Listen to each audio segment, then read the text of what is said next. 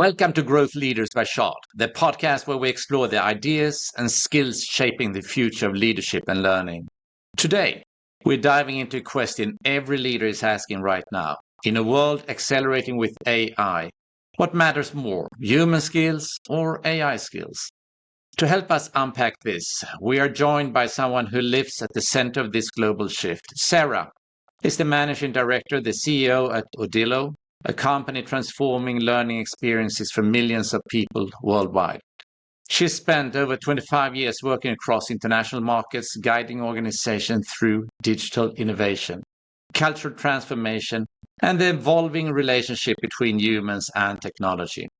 It's a conversation that couldn't be more relevant, especially for us at Chart Learning Solutions, where we are focused on how AI can enhance human capability, not replace it. The intersection of tech, behavior, and learning exactly where the future is being shaped.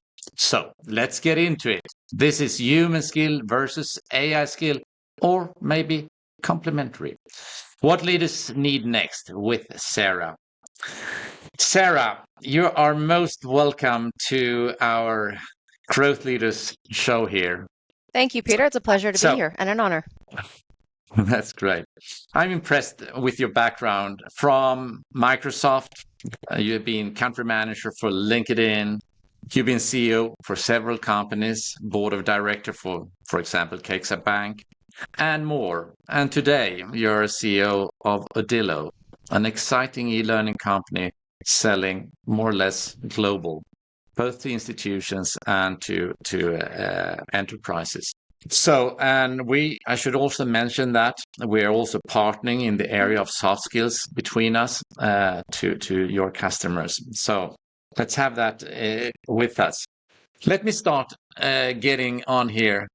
You've been in the intersection of the technology, culture, and human development for quite some years. And when you look at today's workplace, what feels more urgent to you? And especially looking into the customers, is it the human side or is it AI skills? And how do you reason around these tough questions? Well, there obviously is a sense of urgency from the market, right? I mean, our global economy right now, is literally on fire with, tons of capital pouring into AI tools, right? 2023 with the first version of ChatGPT, right? I think we're going to look at that moment, a lot of us, as a seminal moment. In human development, not technology development, in human development, right? What we're capable of as humans, what we're capable of creating. I'm hoping that we will look back on it positively. I'm hoping that a lot of the Cassandras in the world right now talking about whether or not AI is going to destroy humanity are wrong. Yes. But I think we should listen, right? And so that kind of gets to what your question, right? What is more important now, human skills or the technology? And I absolutely firmly believe it's human skills. It is our ability to judge, our ability to think critically, our curiosity, our empathy, our compassion, our ability to adaptability. I would always want to put humans before the technology. In the end, technology should be a tool to make us more exponential, to help us realize our potential. I firmly believe that. That's what we firmly believe in Odillo. To allow us to be better human beings, to allow us to live better lives. I'm, on the board of a foundation called Foundation 29, whose main mission is to reduce the time to diagnosis for rare diseases. So there are some, really beautiful and positive uses for this new technology. And I think I've been saying this for a really long time, and it's not my phrase, but, as humans, and this is a human skill, we need to stop and think about, we always worry about, can it be done? Right? Can it be done? Most of the time it can be done. Depends on the timing. But the critical question is, should it be done? Yeah, that's highly relevant. And if we look back a little bit in time, I mean, we have seen just the last 100 years exponential breakthroughs with, it started with, for example, the telefax, the telephones. We have had the railway before that, in early 90s, we got into the internet, and all of these have been major changes. And I presume we are just in the start of this also right now. So how should we approach it? I mean, let's start it from the family perspective. I mean, we're both working here, but we're all people and families also. I mean, from elderly to youngsters. How should we get into with the AI and let that become potentially a tool for us? Okay. Well, I mean, I think it has different applications for different, and depending on the stage of your life. You never know. You never know how long we're going to live. You know, maybe AI will help us, live longer lives. But I think, one of the ways AI can absolutely help us in that stage of our life is in healthcare and keeping us healthier longer, in helping us, organize our health data or our wellness data. I think also, it can potentially become a companion for people who are lonely. I am so much about human connection. How can AI facilitate more human connection? How can it connect you? How can it find, someone, not just the matchmaking, right? For dating or finding a life partner, but also finding your people. Like, how can AI help you find your people? That is a very exciting talk. I had one of the matchmaking companies on a podcast previously, and they are of course looking very much at how to make the matchmaking, and if you're out, people with similar interests, etc.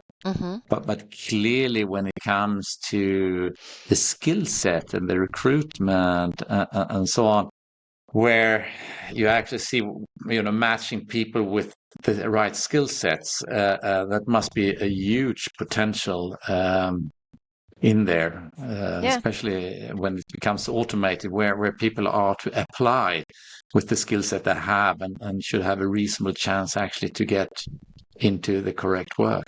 Right. And, I think LinkedIn, my old company, which I still admire very much, is very much leaning heavily into AI and predictability and finding the right matches, and not necessarily just based on skills, but also based on interest, based on curiosity, based on, I love Reid Hoffman's book talking about how employment is an alliance, right? It's just like a political alliance as well. It's an alliance where, the interest of an employee and the interest of an organization intersect in that alliance.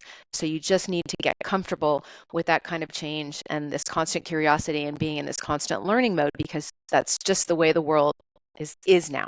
It's just that's just the reality of life. That, along with the fact that, AI is going to replace jobs. It is going to take away some menial tasks. I can think of accounting and data management, for example, some consulting work. And even if they tell you what they want, it changes, right? So that ability to change.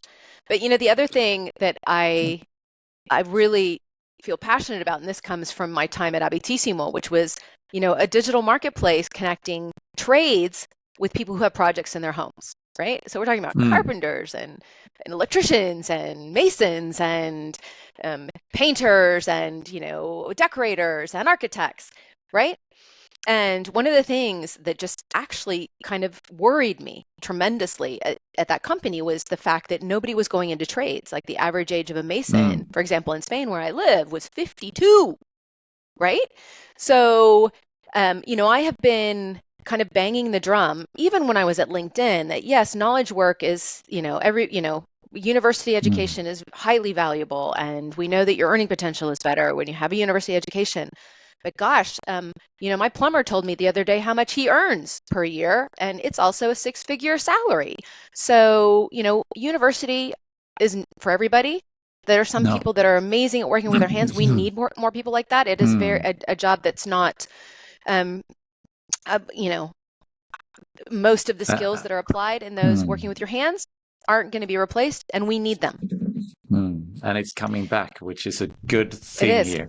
So when you and I spoke last time, we spoke a lot about the human, the soft skills, the behavioral things, everything from communication skills to understanding how things works in there.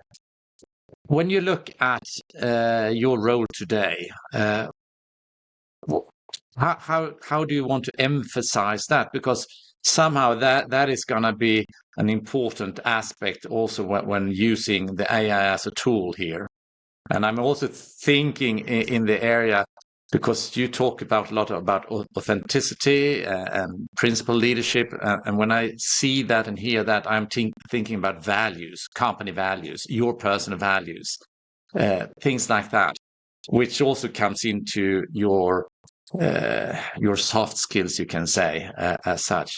So how do you reason, and how do you reason with your management team around these? And because you work with institutions and companies, and somehow you come into guidance Right. moving forward. So I think the most important soft skill, aligned with the culture, vision, mission, values, how you incorporate all of that into your leadership practice. And I think we spoke before, is that I am a practicer. I practice servant leadership. I don't ever say I am a servant leader. I say I practice servant leadership, because it's a little bit like yoga, right? Like, you practice yoga, like it's not, there's not a goal, like your goal to become a Jedi servant leader.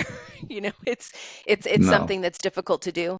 But the principle, the thing that you have to get really, really good at as a leader, and not just as a servant leader, is communication. Fundamental skill about incorporating how you talk about the way you lead, the tone of your leadership, the how you do it is so very important. And that is how you show up in front of a customer, how the product shows up, and that you're not only thinking that there's not just a profit motive, that there is, that you actually don't run your business in a vacuum, that you are showing up as a good corporate global citizen, and that your business practices are ethical and aligned with your mission, vision, and values. And then when you think about that and how you train your employees on that, there's a training that happens just through communication, right? So and that is interesting, because when I listen to you, there's really two parts of that. The one is really, how do you communicate in a good manner, in order for people to listen in, and being well perceived and get your message out. But there's also another thing underlying, and that really comes through your own values, your integrity, your beliefs, and all those things. And I think those are really a basis for the communication. Yes. So you have to, if we are training within the communication, yes, we have to, okay, how do we do that? But then there are other fundaments which, has to... well, I think a lot of what you're talking about too, Peter, is self-awareness. Yeah, that's a good point. A lot of that comes from self-awareness. Okay, so where do we go next on this transformation challenge? So it's applied to AI then, right? The transformation challenge. Yes. Okay. Well, I think the first thing we need to realize is that as human beings, we tend to overestimate the amount of change that this new revelation will bring us in the short and medium term. We overestimate it. And I think we're seeing that now, because there's tons of investment going into these new AI and very little success.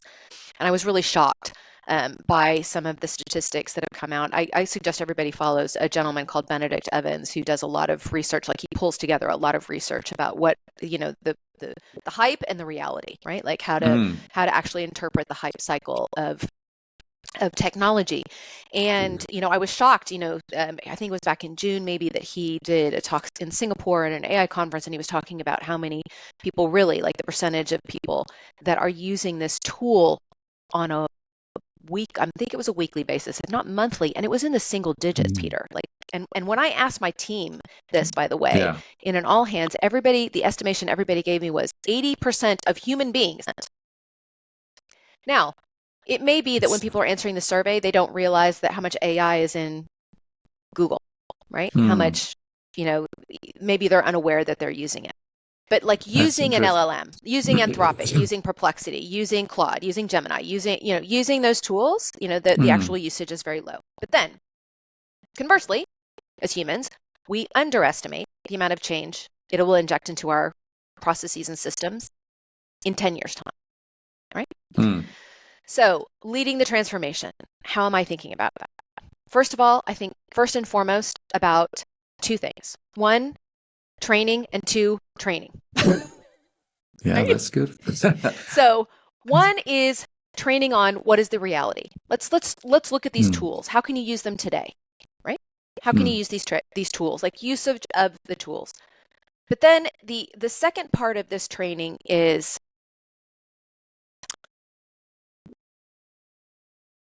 the values around using the tools.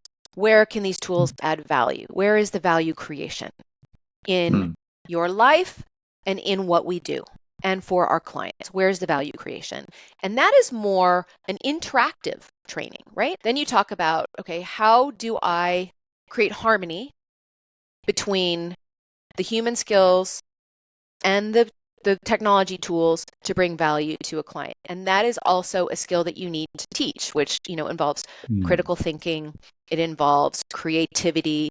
It involves a bit of non-traditional, non-linear thinking. And then there's one thing that's at the core of this, Peter, that is creating a culture of learning. And I think, and so many learning tools and our education and training systems were based, on, post World War II, Industrial Revolution. They were based on principles or needs that are, 5 decades old or more.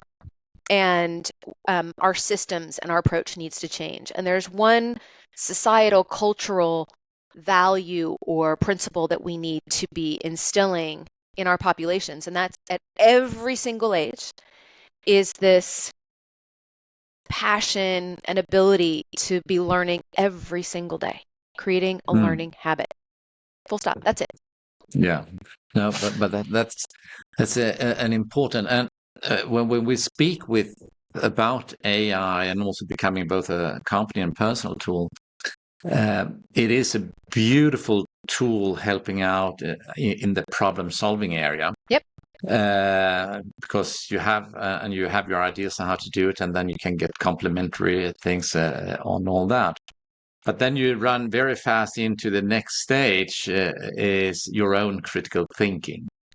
So because you have to actually validate all these, and the more experience you have with the validation, then of course the better outcomes you're going to get from solving that problem. And what we see here, which I think is an important input in the dialogue, is that not only need to learn about the critical thinking or the problem solving, that many persons use one or two ways to solve a problem, but in reality you need different ways depending on the complexity of the problem. Right. But here we are adding on also the tool of AI, how that actually could support. But you still need to have the basis, and the critical, you need to understand how that works, and then you can add on the AI tool. Okay, how can I utilize this to enhance my own critical thinking into it? That is super interesting.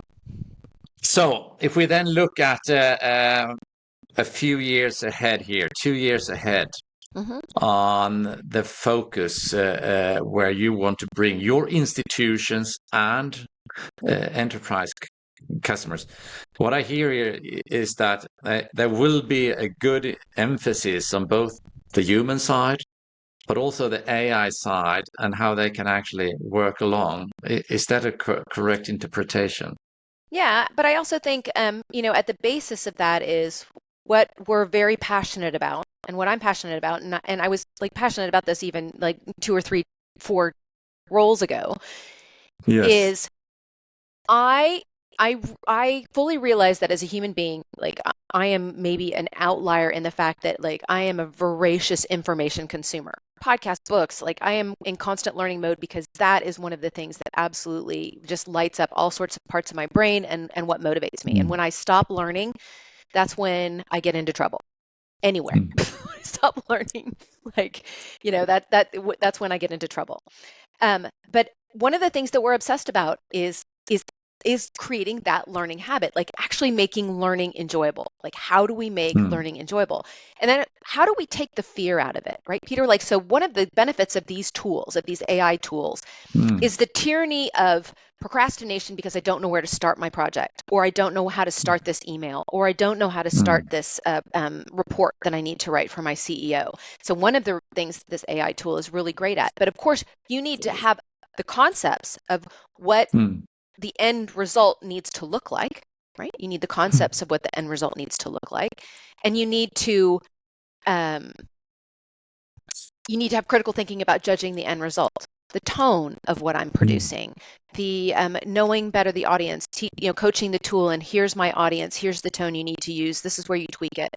But I think the fascinating thing about this in a learning environment is it's a conversation and not just someone talking at you, right? Yeah. And I love the fact that it is like a conversation you would have with a mentor or a Sherpa. Absolutely. Yeah. No, you're so right. And I use it also, getting into the music, understanding how the chords and how do they interact and why. Yeah. And where should I start? Because I have limited of time, and this is where you ought to start. And so that's right. Now, Sarah, it's great talking to you, and I love all your input into this. And I have a few fire questions to you into the end. Since you do read and you listen a lot, what is your favorite book or podcast which you recommend to another listener? Is there something which pops up in your head? One podcast and one book, that is so hard. Okay, so I'm going to recommend one that I actually just recommended to my team. Is More Time to Think by Nancy Klein. Nancy Klein, K-L-I-N-E, Nancy Klein. Yes. More Time to Think. And that's a lot around communication, but it's also around very much in the professional world. We are human doings. We are doing. And the benefits of stopping to think. And that very much applies to working with AI tools. Like, stop and think about how you're interacting with this tool, the information you're consuming, the validity of that information that you're consuming, all those things.